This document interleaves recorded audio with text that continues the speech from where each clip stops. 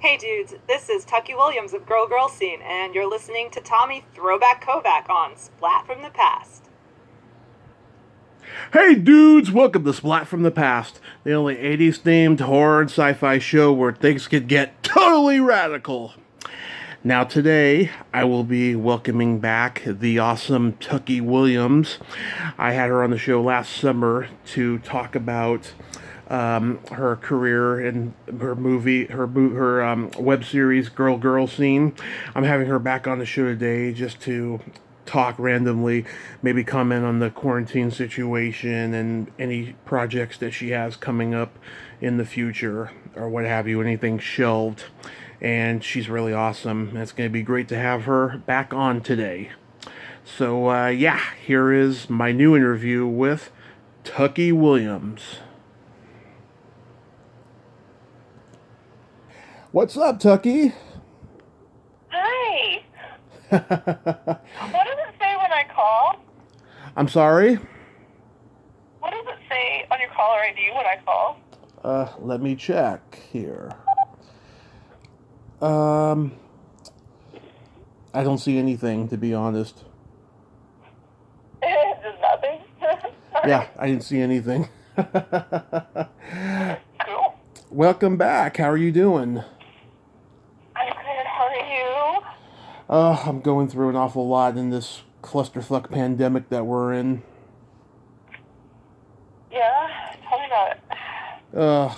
Well, my mom had a brain hemorrhage in middle of July, and I've just been crying about it all the time because even though she's doing a lot better, it's very difficult on me emotionally, and just anticipating, her release from the hospital or the rehab center, I should say, when that happens.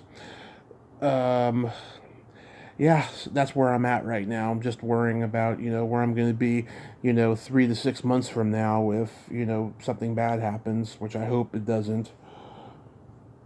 Oh, God. It's terrible. Yeah. But I'm doing okay overall. This has been the best fucking year for my podcast. I have interviewed icons this year. Oh, good. Yeah, icons I never expected I would even meet. It's been amazing. It's been very humbling too. It's Oh, actually wonderful. yes, it's actually killed my ego that I had for most of 2018 and 19. It's really destroyed it, and it's just been very humbling for me now. Really? Yeah, I think it would make your ego bigger if you were getting to it hasn't these because people. I don't know. My mind doesn't work that way. It's like when I get what I want, it's very humbling to me. And I just want to, Good. I want to write it out until destiny says, okay, you've had enough. Yeah. So, how are you holding up over there? I'm fine. You know, just waiting for it to get released. What you want, but I can't hear you. in the moment, it's kind of Yeah, hard. Oh, just trying to stay in the moment, which is hard, yeah. but Try yeah. try to stay in the moment. Yeah. Did you have a lot of projects that got shelved because of this? No, I was gonna make a TV series, but that didn't happen, and oh, that's okay. You gonna wait till next year? I don't think it'll be over by then, so maybe in a few years. I think it's gonna come to a halt eventually. I mean, All right. I can't predict it, of course, but I think it's gonna come to a halt eventually. But yeah, I had stuff that got canceled. Last year, in the springtime, I tried to make a pilot to host my own horror movie show, and the producer pulled out of it last minute. There was a guy that I was friends with who I'm no longer friends with, and then me and a friend who was going to be involved in it, she said, "Oh, let's do it at my cable access station." She's a board member there, and I was like, "Okay, can we do it in April?" And she was like, "Yeah." And then the pandemic started in March, so I just talked to her last week. We're gonna try it again in a few months or so, probably by January at least, and that's gonna be great. I was gonna try to host a screening for one of my favorite cult movies of all time, and that happened. That didn't happen because of the pandemic. And I was going to go out to LA this summer for 3 months, and that didn't happen either. And I had tried to do that last year, but the person I was going to stay with got in trouble with the law. So it's been a weird year. I always say God has a sense of humor, but he's got a very dark sense of humor. Right. Oh. Right? I mean, come on. I mean, my mom, has that unfortunate incident, and then here I am just interviewing the best of the best while it's happening, Mhm. It's crazy. It's just Mhm. crazy.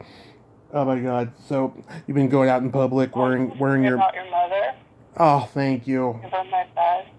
Thank you. Absolutely. Yeah, she's fine though. She's a fighter. I just talked to her a little while ago.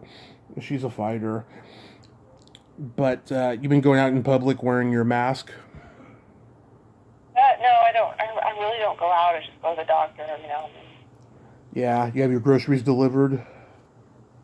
Yeah. Yeah, we did that one Good. I time. follow all the rules. Yeah, we did that one time. We had the groceries delivered, but now that she's injured, looks like we're going to be doing that a lot more. Oh no. Yeah. Yeah, I mean, Sorry. thank you.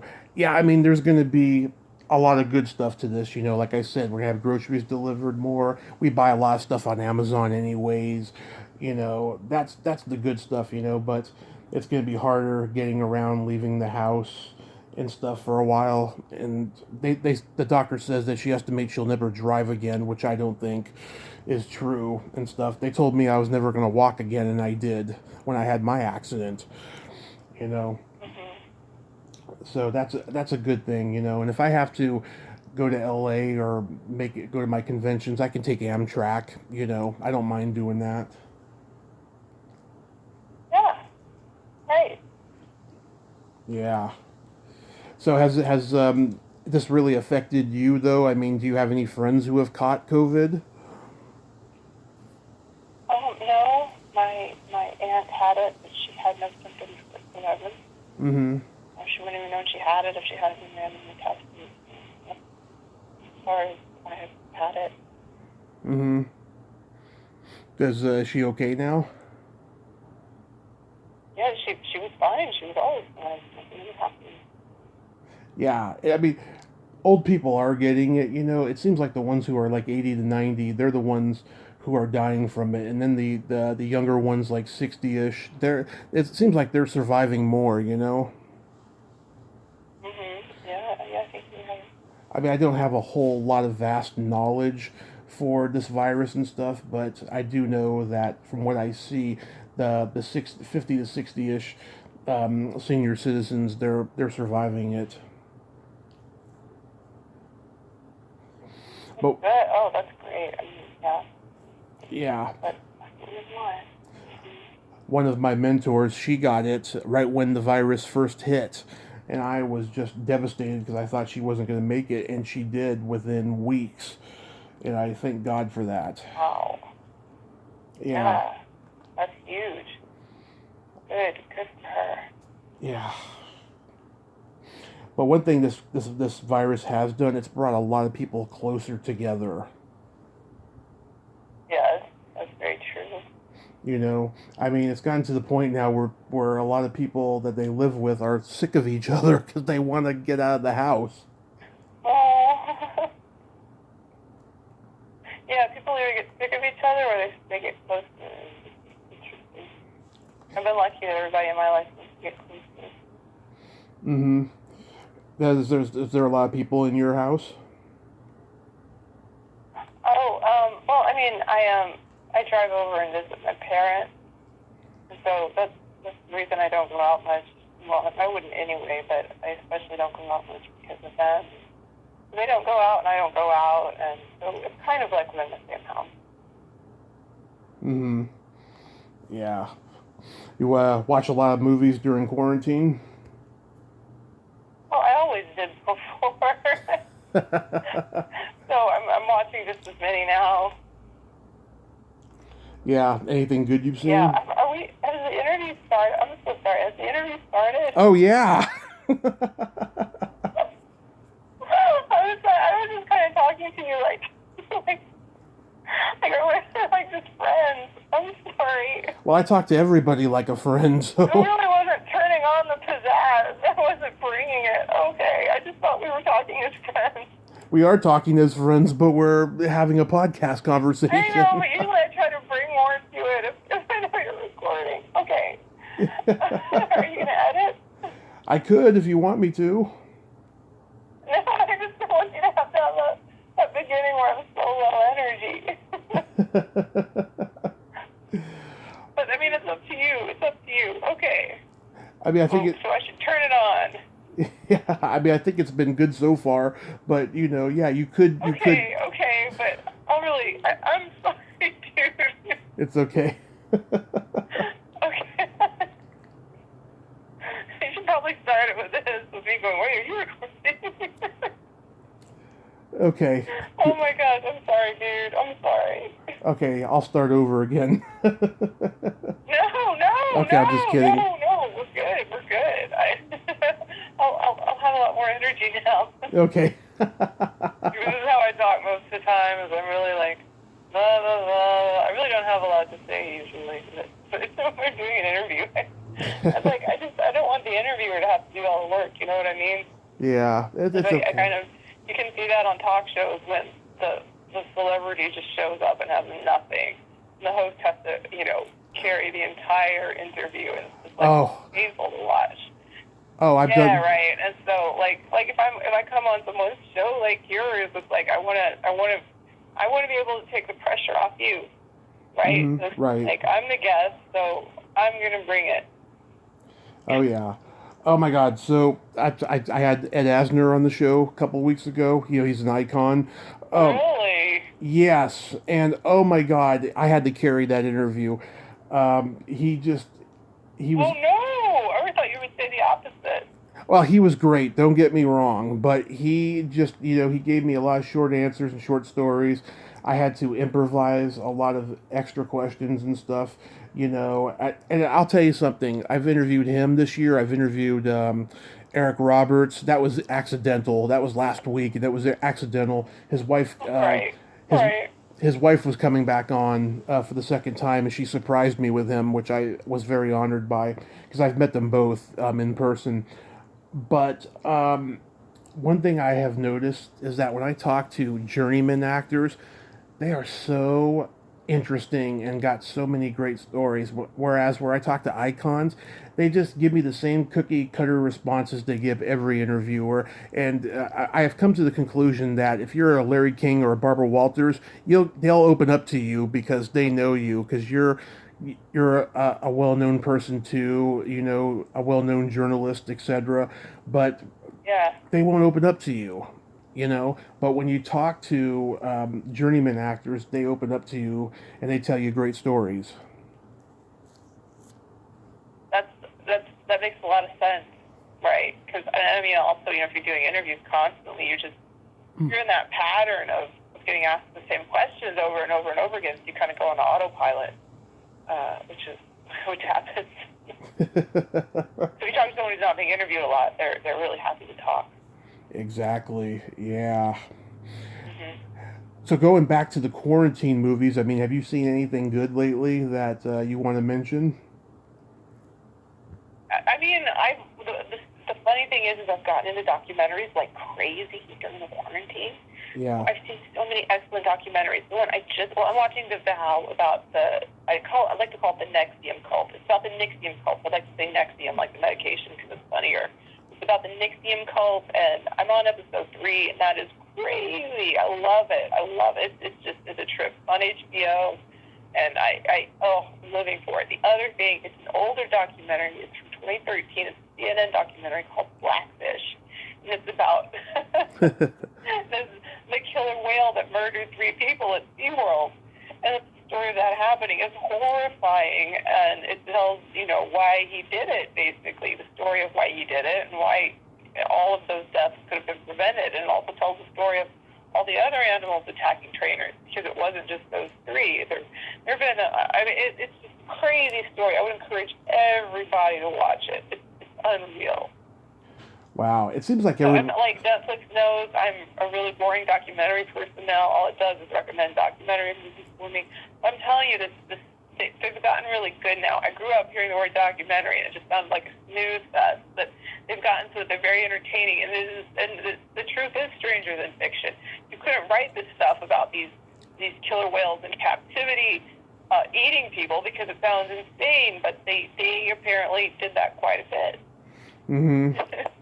It seems like everybody today. Loacha got involved.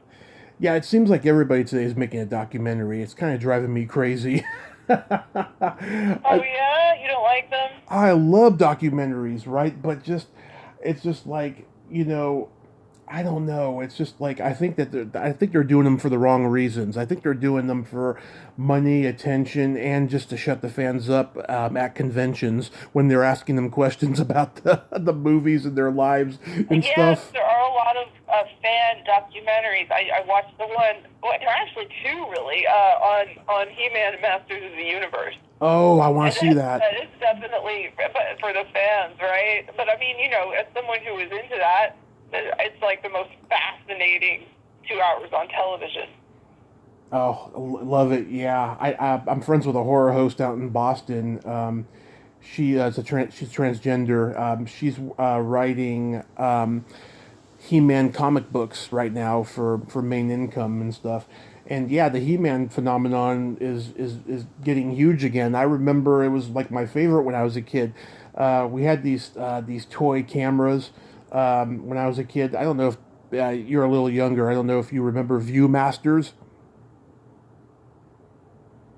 Oh yeah.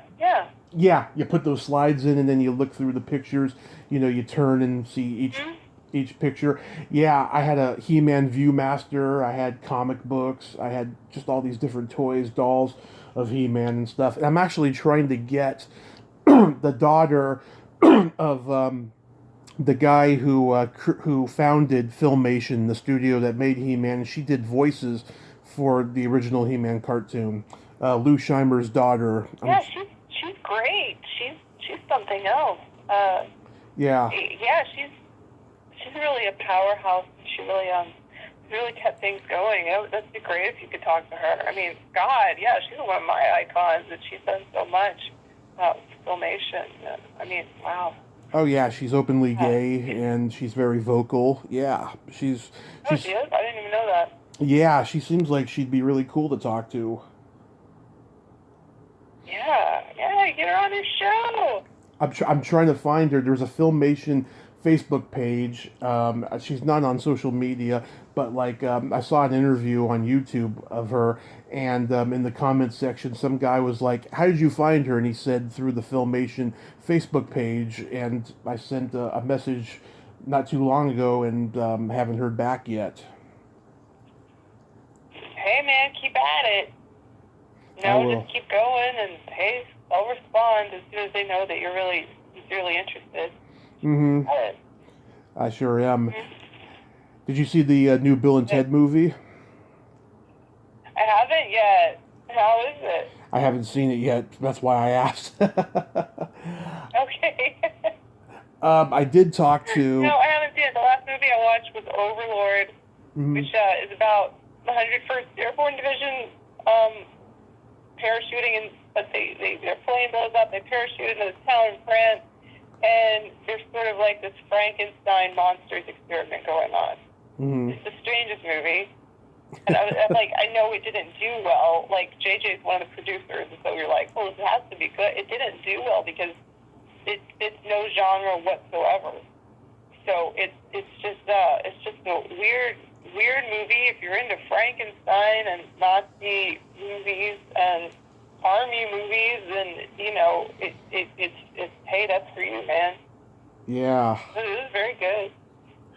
Nice, nice. Yeah, because I did interview Amy Stock, who played Missy in all three Bill and Ted movies, and she said she had a lot of fun doing this one. She was a little rusty, but she had a lot of fun doing it. And Oh, she's in this one. That's great. yes, and she will not tell me who she's married to in this one. Oh, I can't wait to find out. Yeah, she wants to keep it a surprise. So I'm guessing it's Ted's brother Deacon. I'm guessing. All right, yeah, I can see that. Yeah, I think it's one of the ones that when they're $20, I want to wait until it drops down from 20, and then I'm like, okay, even though I would have spent $40 to go see it in a movie theater, it's just like, I don't know, it's some kind of weird principle I've developed that I'm not going to see movies 20. As soon as it drops, then I'll see it. I'll wait. I'll hold out. Now, Tenet might be a different story. I might have to pay the $20 to see Tenet. Yeah. And also there's also Redbox, which I've never done because I just don't trust it, sliding your card in a machine, Never did Redbox. Well, isn't it? Wow. Well, I mean, are they even still around?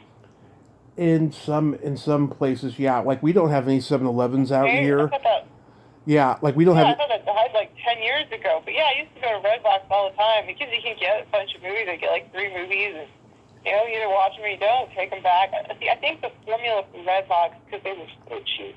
I think the formula for Redbox is that so many people just didn't bring the movies back, and you could charge people a lot of money when they didn't bring the movies back. I think the charge was really high, so I think that was their model because I was renting these movies for nothing, and there's this big machine that sorts things out, all these credit card transactions. And how are they making any money? Those people just forget to bring the movies back. That helps them a lot. Yeah. And yeah, because we don't have any 7-Elevens out here, and so I saw them all the time in the Bay Area. I think they might have I can't remember where it was where I saw one. It's at some other store that was here, but that's the only one I've seen since I've been here in Reading. But in the Bay Area, I saw them everywhere at every 7-Eleven. But did you ever watch those movies I told you about?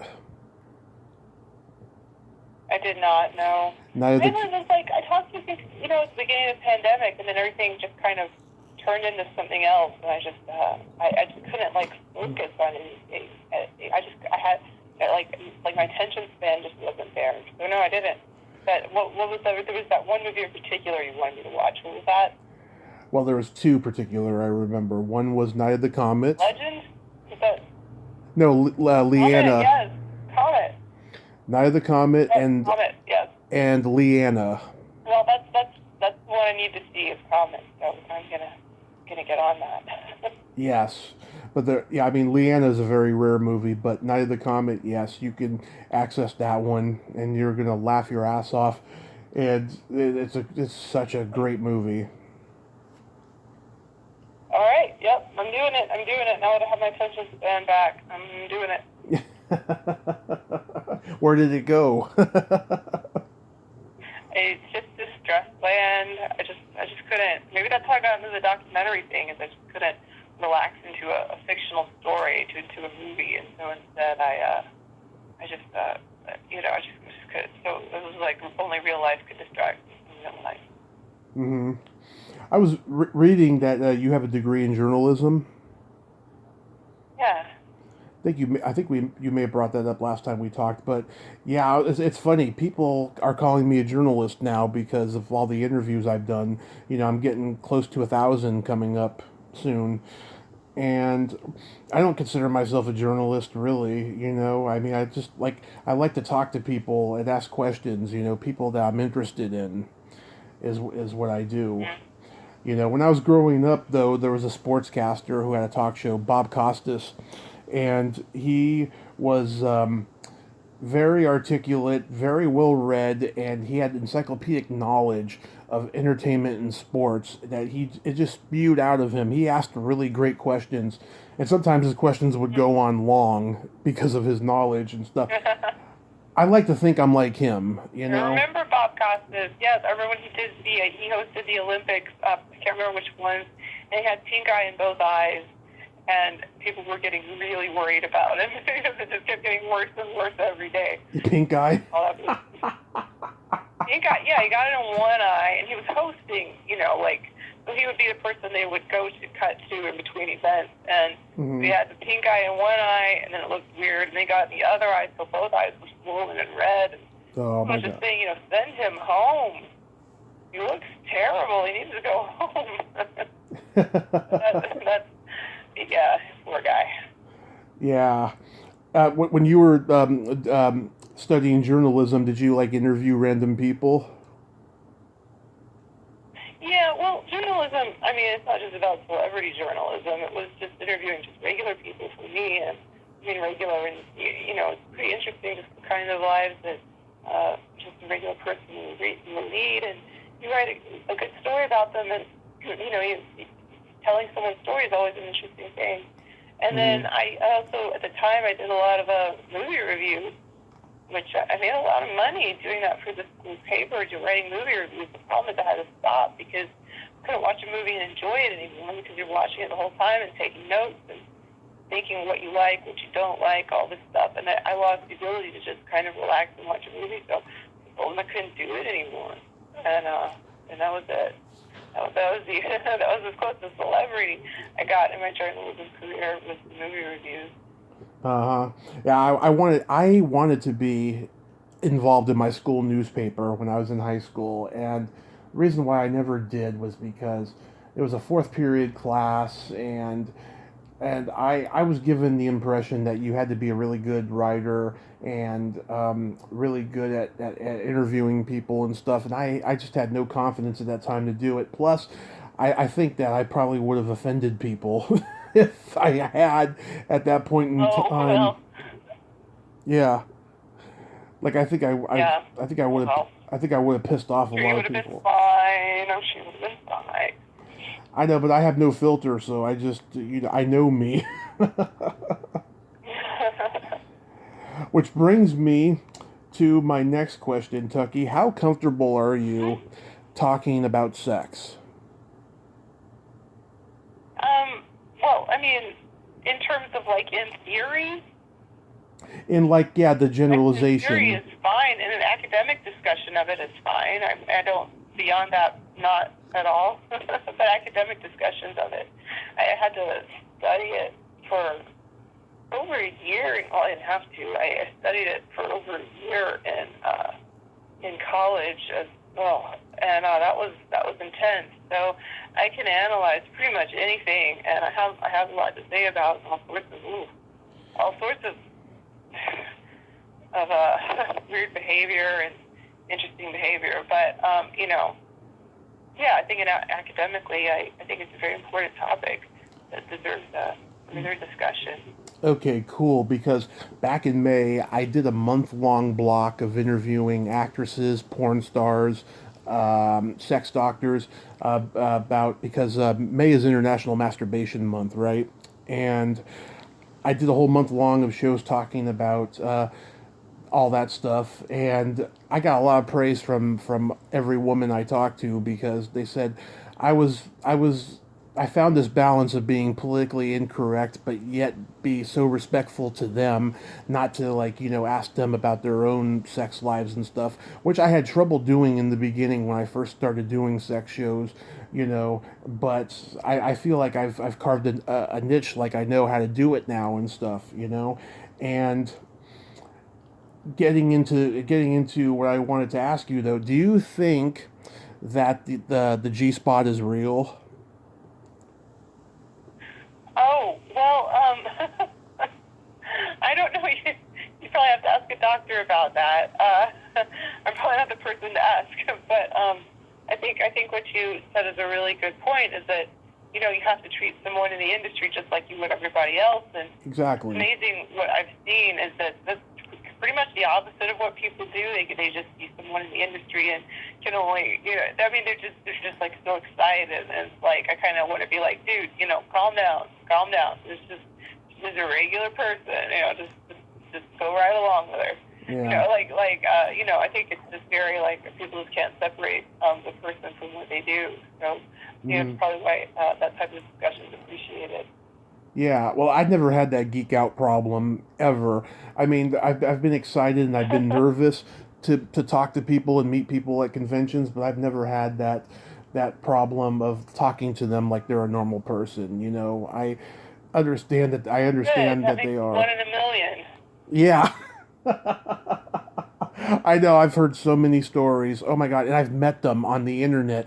There's these creepy fucking fanboys who follow me on Facebook and Twitter and Instagram, and they just comment and they say fan shit that's just really creepy and just not even interesting. You know, they're just like stating the obvious is what they're doing, and the obvious is that Yeah. they're crazy.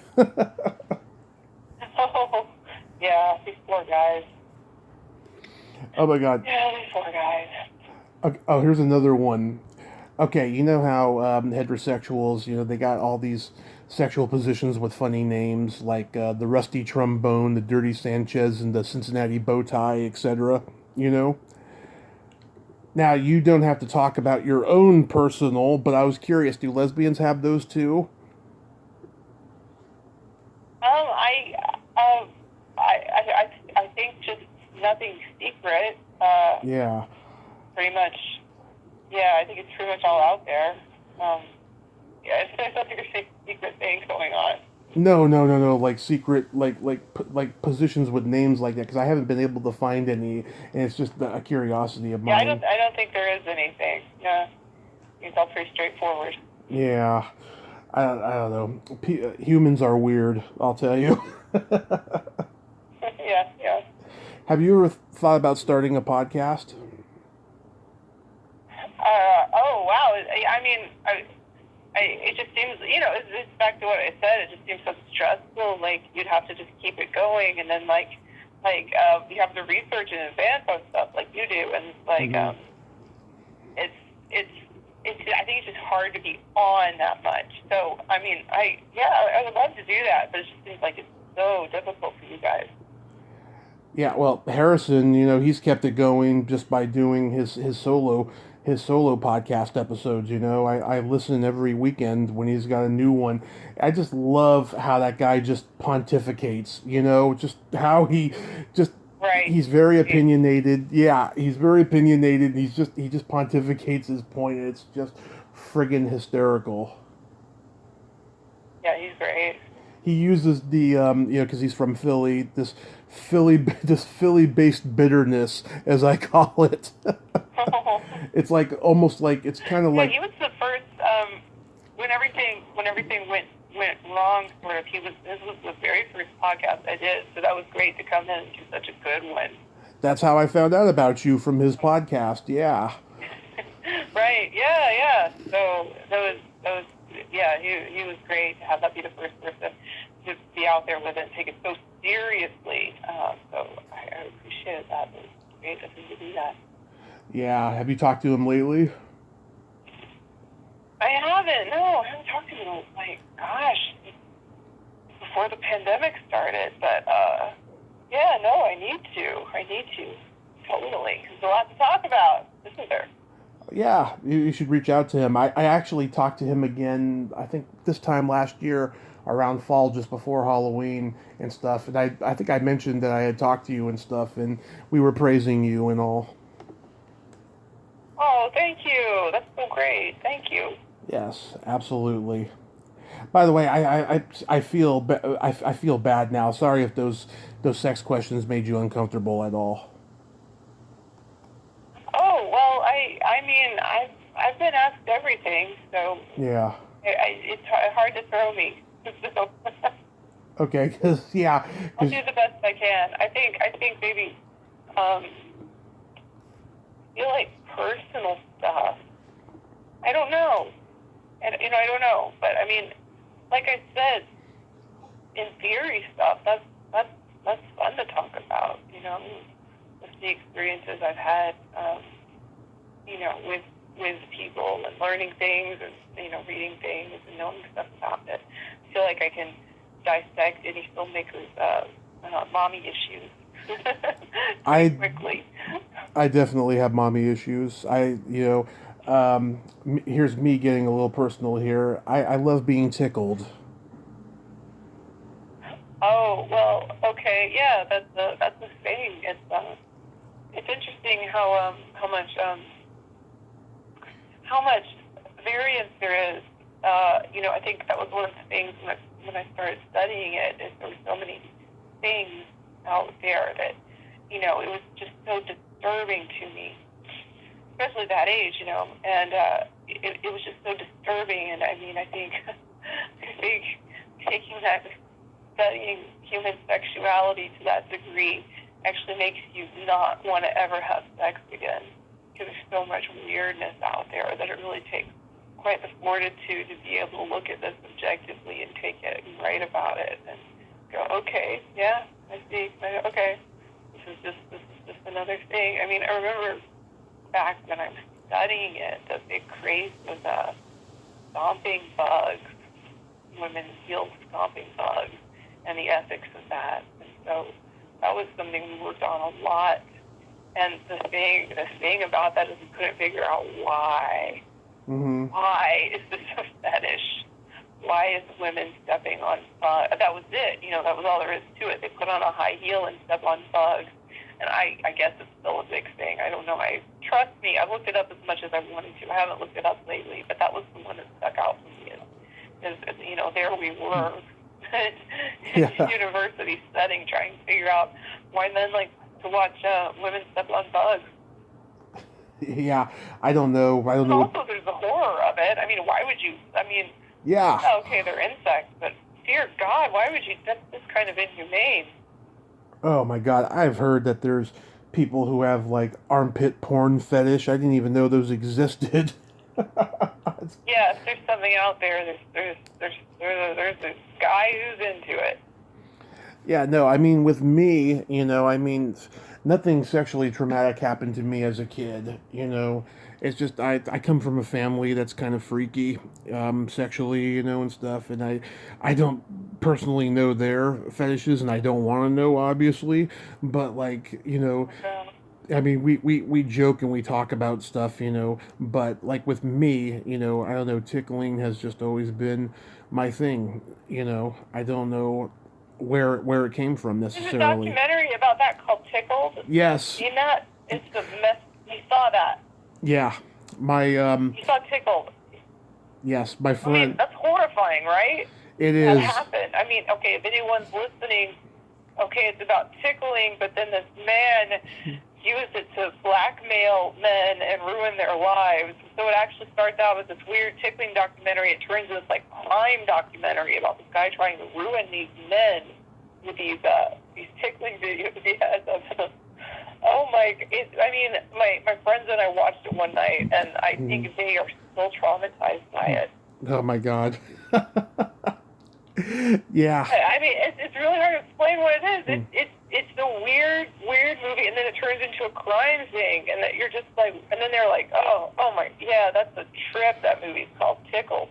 I don't want to recommend it because it's disturbing, but God.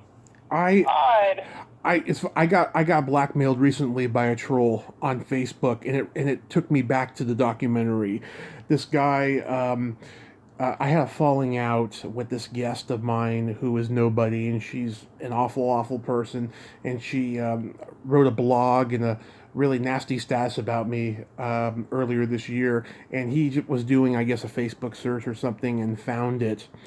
And like he was screenshotting stuff, and he went on my Twitter and he saw that that I had made comments on all these porn stars pages, because I'm friends with a lot of porn stars who have been on this show and stuff.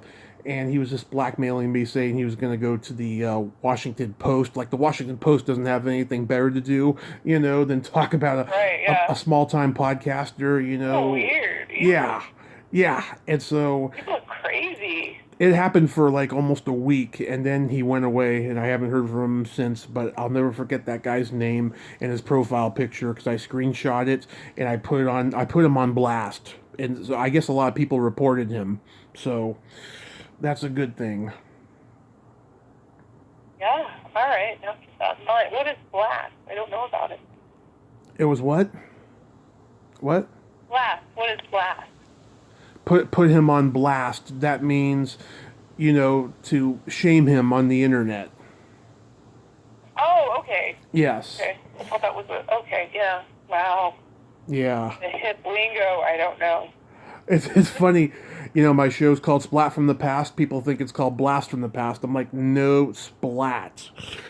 No, yeah. Yeah, people, they get those Yeah. confused, you know, because we live in this day and age now where people are stupid. Right, right. Well, a lot of people just don't, have a sense of humor. Other people don't have a sense of humor, and, they kind of, you'll say something to them and they just kind of stare at you and go, oh, okay, that's one of those people. And, the strange thing about that is when you end up talking to someone without a sense of humor is like they put it onto you. Like Yeah. you're the weird one. Like you'll make a joke and they just stare at you like really uncomfortably. Like just like not even just a joke. Just like a simple humorous thing to say. Like and they just stare at you like you're the crazy one. It's like but you're the one who doesn't. I mean that's like I said, a third of people no sense of humor whatsoever. So it's and then I don't know how many people just don't get things at all. I mean, it's a movie that came out that was set in the 80s. Like, I think maybe 10% of the audience understood that it was in the 80s, and then 90% of the complaints were why it looked like it was shot in the 80s.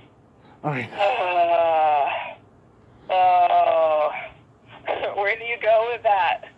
I know, I don't get that stupidity at all. This whole freaking woke culture that's been going on, and stuff.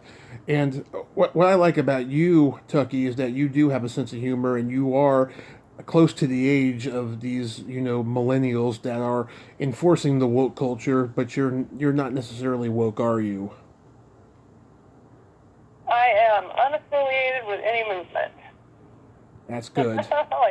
like he says in I'm getting a movie now, but the Coen Brothers movie, he's a communist and he sold the film to the devil. He goes, I am the only one who is unaffiliated. So, no, I think, yeah, I would say. I know, because wokeness is a relative thing.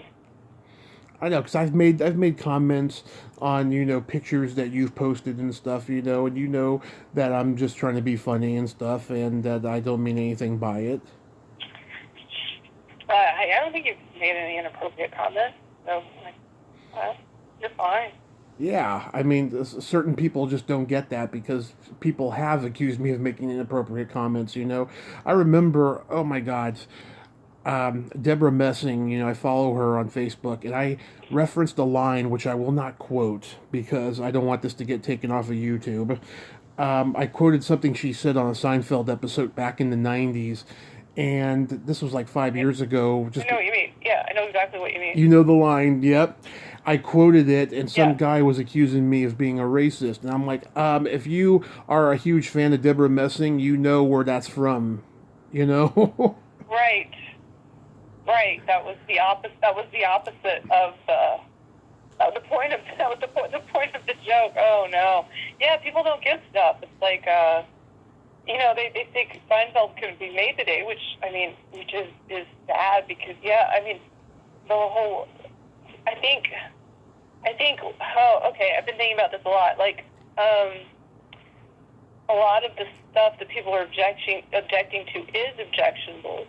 And the difference with Seinfeld at the time was that it was all good-natured and it was making fun of the people who were racist and anti-Semitic.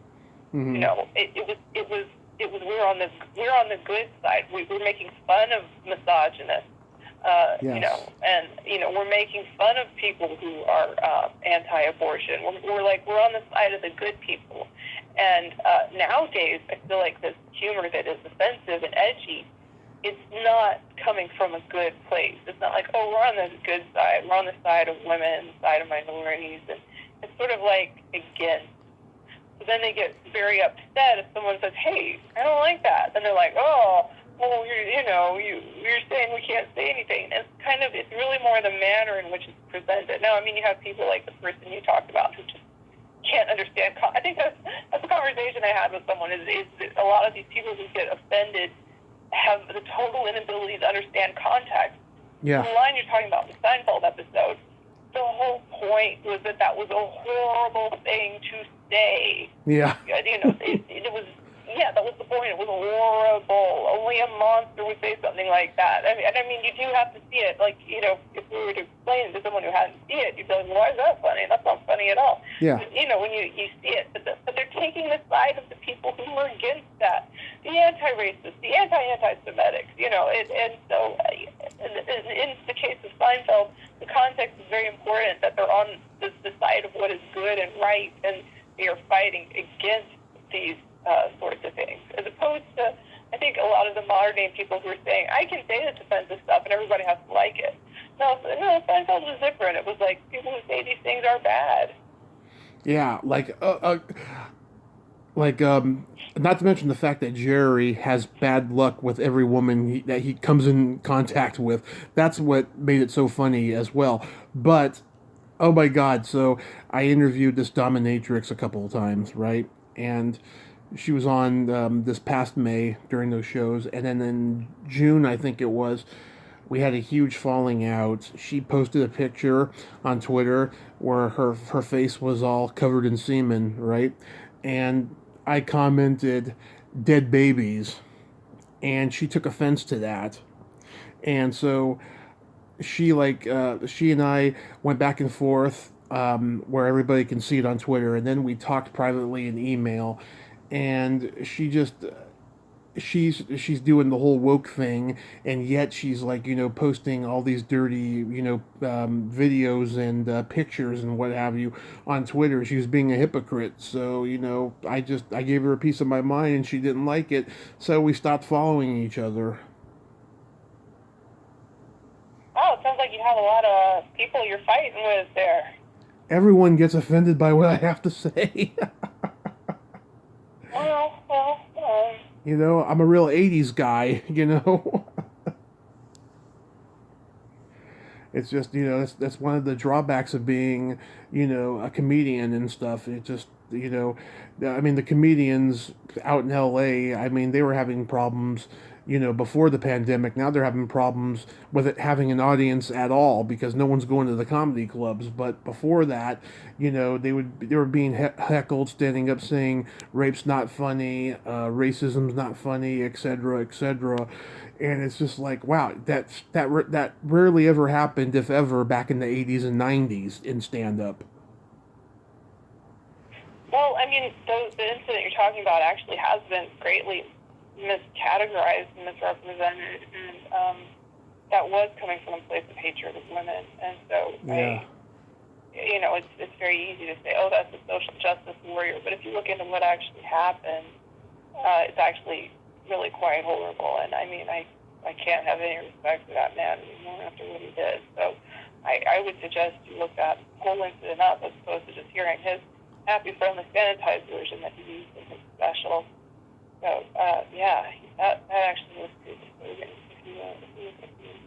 Yeah, I am disgusted by guys like Harvey Weinstein, you know, and oh God, who's the guy that just killed himself in prison? Epstein, Jeffrey Epstein, and all these sickos that are getting called out and shit. That's just, oh my God, it's horrible, you know. And now they're saying that, you know, Trump was involved with Epstein and sick shit, you know. Yeah, but it's not, you know, stopping him from doing all the damage that he's doing to our country. Well, it's interesting with him because it seems like nobody, in terms of his involvement with Epstein, it seems like nobody cares. And his support of Ghislaine Maxwell is just, it's bizarre, and at the same time, nobody seems to care. And that's what's weird is anybody else, you know, would stick to them, but not with him. They call him Teflon Don. It really just seems like he can get away with anything. Yeah. I don't like to get political, so I'll move on. Yeah. I have a secret silly game that I like to engage my guests in. I actually wanted to play it with you last time, but I wasn't in a mood at the time. But Oh, fun. yes, this is a series of silly slumber party questions, and how this works is I ask you the question, you answer it, then you ask me the exact same question, and I answer it, And feel free to comment on my answers, and I'll comment on yours if necessary. All right. There's no win or lose. It's just pure dorky fun. Got it. I'm ready. Okay. Tucky, are you ticklish? Well, no comment. Okay. All right. Well, we already know what you are. So. Yes. Very ticklish. I think you gave yourself away already. Yes. What's your favorite part of the body? Mm, I mean, I guess. Well, I mean, the mind sounds so cliche. I hear that one a lot. Yeah. You know, that's too obvious. I guess it has to be. You know, superficial. I guess. Oh, this one's all. It's like they're all obvious. I mean, I guess eyes, right? Eyes? Yeah. Like you can tell a lot by eyes. I'll go with that. What about you? Ooh, get ready for this. My favorite No, part. I don't want to. My favorite part of the body, man or woman, is the belly button. Oh, that's a good answer. You like that? That's a good answer. I'm gonna steal that next time I'm ever asked. That's a good one. just as long as you tag me in that interview. All right, that's a good answer. I like that a lot. Yes, are you curious as to why though? No. Well, I'll tell you. It's nothing. No, It's nothing gross or anything. It's just, to me, it's a very erotic middle ground between being a private part and a non-private part, you know? And, it's true, yeah. did you ever watch I Dream of Jeannie? Yeah. The belly button. Yes. Well, let me tell you, the reason why NBC censors didn't want her belly button showed, and this was for everything in those days, it was because they thought that it was an enticement for the breast and the vagina. Interesting. Yes. Oh, I didn't know that. Yes. Ooh. I think it's silly, and it also shows stubbornness and ignorance of that point in time, you know. And cut to 30 years later, and all those girls had belly rings and stuff. Yeah. Many years later, yeah. Even Madonna got one, you know, and she didn't have one for a long time. Oh, that's so sad. Yeah. So sad. Oh, she had a world-class belly button. That video she did for Lucky Star, oh my God. Oh, okay, right. Yeah, that was so hot. What color are your toenails painted? Oh, they're not. Okay. Yeah. What about you? Right now, they are au naturel. Okay, well, what do you usually paint them? I love, like, elaborate colors. I'm a big, white French tip with sparkles guy, purple with sparkles. On you? Yes. Do you paint your own, ever? Yes. You do French tips on your own toenails? I do them, yes. I'm not very good, but I do them. That is amazing. I started painting my toes. Good for you. Thanks. I started painting my toes when I was 13, and my family was weirded out by it for a long time. Now they've accepted it, you know. Okay, I do have a question about this. Go ahead. Okay, this big toenail. Okay, I never had to shave in my life. So, like, my mother never shaved my legs. She never taught me how to shave my legs. I just don't grow body hair. Yeah. But I did notice that there's, like, this little tuft of hair on my big toe. Am I supposed to shave that off? I mean, it's tiny, it's blonde, right? But what's your take on that? If you have just, like, this blonde little tuft on your big toenail, is that supposed to be removed? I definitely would remove it. I don't find it sexy at all. I've got. But it's blonde. It's blonde. It's like you can't even see it unless you just get right up on it. If you have a partner who has like a toe sucking fetish and she doesn't like it, get rid of it. But I personally don't like it. Okay, I never even noticed it was there until recently, and I'm just like, oh, am I supposed to do something about this? So I didn't know what people did. No, wait, maybe I did because I saw that they do laser treatment on toes, but I thought that was just for men. But Yeah, I guess women do grow that too. Never thought about it. yeah, that's new to me. Um, Yes, you can get laser hair removal reduction on your toes.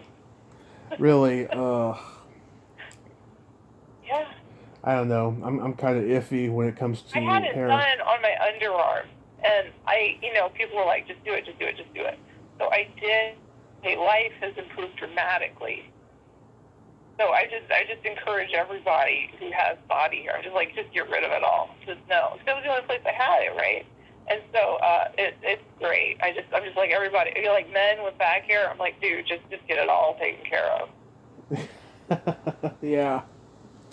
I mean, if you don't want it, but they said that the guys who would get the laser hair removal on their back, because it's extraordinarily painful, right? Mm-hmm. I've never had a tattoo, but I would say it's probably, based on expressions I see on people who are getting tattoos, this is way worse than a tattoo, right?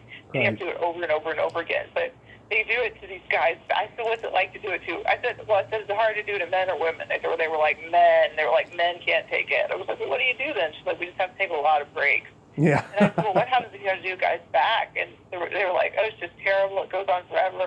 They said, and it's like all the cooked hair really smells. And it's just like, oh, God. But anyway, if I were a man and I did have hair on my back, I would definitely get laser hair removal. Yeah. Oh my God. Yeah. What would you say is your best personality trait? Oh, I have an extraordinary sense of kindness. I mean, I was thinking about this last night, and I think these girls like to think they have a wild side, bad girls, and I don't have that. I'm just like nice all the time, just a good person and sincere and authentic. Mm-hmm. I agree. Mine Just is point being any other way. Yeah, yours. mine is my sense of empathy and that I have no filter. Oh, good. Yeah. Well, I think the empathy is a good one. That's a good. Yeah, that's a good. I've Great. I've I've had a very difficult life. I've been in a lot of dark circumstances, and like when I see other people in it, I always try to do my best to help them. You know. Wonderful. Yeah, that's a good one. That's another good answer. Thank you. Thank you. Another good one. I won't steal that one, but that's a good answer. Definitely stealing belly buttons. That's cute. That is cute as all heck. Thank you. By the way, do you have an innie or an outie? It is like super inny, like to the extreme though, which is weird because when I was like young, it stuck out really far, and now it's just like cavernous. I really That's have hot. to dig in there to clean it.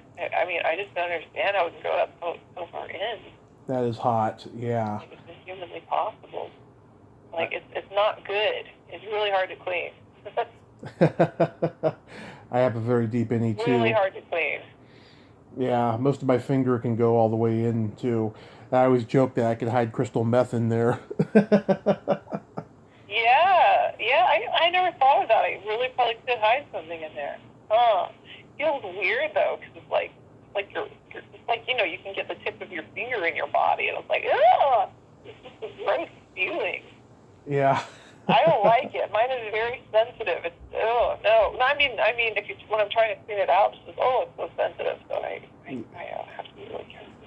Yeah, mine's sensitive too. It's my erogenous zone. Oh well, okay, yeah. And I'm talking about the opposite. It's like, hey, like I know it's mine's not. Nah, it doesn't like that. And then my favorite question, is there a stinky smell that just makes you gag? All stinkies aren't all stink. Oh, you mean like a particular one? Something that's just like I don't know, a puke inducing or something. Well, this one I hate saying it because so many people can't control it, but, you know, when the foot thing goes wrong, it goes really wrong. The foot thing? Smell just gets, when feet smell bad. There was one time, I mean, this is the only time an odor woke me up, is I was sleeping, and the person next to me, it just wasn't, I was like sleeping sitting upright watching TV, and the person watching TV next to me, she took her socks off. Yeah. And it woke me up. I was like, I'm leaving this house right now. Like, I was just like, I can't even I've got to leave the house. That was horrible. Oh. That's a painful question. I know a lot of people. Traumatic memory. Some people, have traumatic memories when I ask that question too. But for me, it's also. Really? Okay, good. I mean, of an odor. I mean, that was a question, right? Like, I feel like it was a Seinfeld question. Can an odor kill you? Could you smell something so horrible that you actually die? I honestly. I'm not talking about the chemicals in it, because obviously chemicals could do it. I mean, could you just smell something that was inherently so offensive that your body died? When I came up with this was all an improv. I didn't think of Seinfeld at the time of it, but yeah, I remember that episode too. Yeah. Yeah, right. So what's the answer? There's never a clear answer on that, because everybody always says, "Oh, you know, if you smell bleach, it can kill you." You know, and I'm like, no, not actual chemical death. I mean, just something gross. There's something so gross that you just die. I wonder what the answer. Somebody has to have died of an odor. I mean, in all of human existence, there have to be a few people who died from smelling something horrible. Oh God, that's terrible. Oh. Okay, God. so I don't even want to ask what your horror story is. I don't want to know. Well, the same thing, feet. Does it involve does it involve human waste? No, it's feet also. And oh, it is? Yeah. And I like. Okay, I don't feel so bad then. Well, I like feet, but when they're dirty, I don't like them. You know. And I had really bad athletes. Yeah. I had bad athlete's foot when I got out of the hospital from my accident, and oh God, it was rank. I had to get rid of it. It took a while, but How did you get rid of it? How did you get rid of it? I started soaking my foot every day. I started putting lotion after I was done. Just stuff like that. Oh my God. I did it for 6 months and it finally that would went be away. like a nightmare if it were your own feet, because then you would be worried about inflicting it on someone else, right? Right. Well, right. And was this something that happened in the hospital that brought it on? Yes. So I was very grumpy from the meds that they gave me during recovery, and so I gave a lot of people not much of a reason to be around me in the hospital. So they stopped changing my socks after a while, and I didn't think to. After what? My socks. They didn't take my socks off after a while. So. Yeah, so I didn't even think to take them off because my whole body was just numb from anesthesia the whole time, so I didn't really feel much. Oh God. And then when I'll keep that in mind if I ever can, to just take your socks off. Oh, wow. Well, let me tell you something. When you get a broken bone in general, when they take the cast off, I didn't have a cast, but just in general, when you have a cast taken off, the smell is going to be rank for a while. Really? Yeah. Oh. I have friends who have broken their arms, and the smell with the Band-Aid was just nasty and everything. Yeah. Oh. It's sweat. It's sweat. It's pheromones, all that stuff. Oh God. Well, if I ever have to deal with that, I know who to call now. Yeah. Also, farts are another one of mine. Yeah, that's just nasty. Ugh. Yeah. That's just nasty. Yeah. I'm trying to think if there's anything that is not bodily related. It makes me. I don't like the smell. Oh, okay. This is boiled eggs, raw onion, and those just set me off for some reason. Boiled eggs and raw onions. It just makes me want to vomit. Yeah. And it's usually when it's eaten, so it's kind of like people have to breathe it back out. It's like I just get sick. I'm like, oh God, get me out of here. If there were like a tray of chopped onions, I think I could deal with it. But if people were eating it, it'd just be like, oh. So that smell bothers me. And then eggs, boiled though, just boiled. Oh yeah. That's it. But I mean, but you know, it's that again is kind of when it's mixed up and stuff. I think if someone just sat down and ate a boiled egg, I don't think that would bother me. But when they like put it in other foods like chicken salad, I'm like, oh God, why?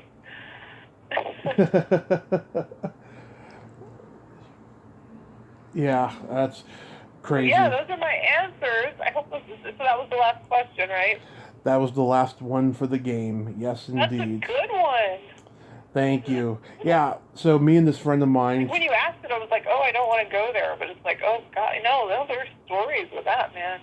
Yeah, I mean, this friend of mine, who's actually supposed to come back on soon, we ran out of things to talk about, and she still had time, so I just improvised that whole thing. And she's like, you should play that with every female guest that you have. And I've played it with a good deal of them, but if I get an energy from somebody who's not like open-minded, I don't play it with them. Yeah. Well, no, that's fun. Yeah, I like that. Thank you. So like, what do you think is going to happen in the future for you if things can be under control, like in terms of projects? Like you mentioned before, that one thing that you were going to do, that series. I mean, I have to see how Dagger Kid does financially, because that's still up in the air, right? Mm-hmm. I posted the movie. The movie's been out for 2 weeks. And I mean, girl theme, yeah, that takes off, whatever, fine. But in the past 2 weeks, I have gotten, like, the sweetest personal messages from people that are just, like, people just sincerely saying, I love this, and this is my favorite thing. And not as many people are watching it as they are with the girl theme, right? But something about, I mean, maybe they will eventually, but there's just something about it that people really connect to. So just having this 2 weeks of reaction to it, I haven't really done any publicity for it either. It just meant so much to me that I'm kind of like, hey, maybe I should do a third one. Yeah. You never know. Yeah, I mean, at least you keep your name out there. Yeah, I was going to go a different direction and do something else, but then just do something else. But then this came out, and people are just loving it. I'm amazed. It's so low, it is so low budget, and but they just love it. So hey, I'm glad I can make people happy with it. Absolutely, you know. Funny, a friend of mine asked me last week if I would write a script for a puppet porno that she wants to do, and I was very flattered that she thought of me. So I was like, yes, please. I want to like take things from my own sex life and put it into a puppet porn. Oh, kind of like that movie with Melissa McCarthy. I didn't see that. It's like the Muppet movie, but it's like R-rated. Oh yeah. But no, this is just all puppets. It's just, you know, them doing like a little puppet show, like a Mr. Rogers puppet show, you know? Yeah. Like a short or something. And so yeah, I'm gonna like put all my like sexual adventures into this, you know, the key ones that I've always liked to see in puppet form. Okay, good for you, man. Right on. Right on. You do that. That's great. Yeah. Yeah. Make it a thing.